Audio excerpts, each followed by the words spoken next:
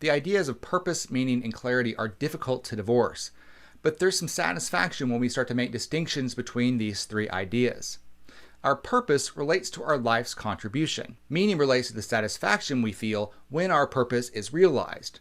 Clarity will appear as the results of the actions you are taking toward your purpose. The degree to which we feel meaning in our lives will depend largely on how intentional we are about living out our purpose. And when all of these ideas start to align, when we have clarity around our purpose and we experience the feeling of that meaning, when we are truly being the authentic versions of ourselves and not just feeling it inside, but expressing it, we are free to express who we really are. When we are free to be who we are, despite the burdens that we've been born into, despite the self-constructed prison, the cage that we find ourselves living in, when we're able to live our purpose and break free of that stuff,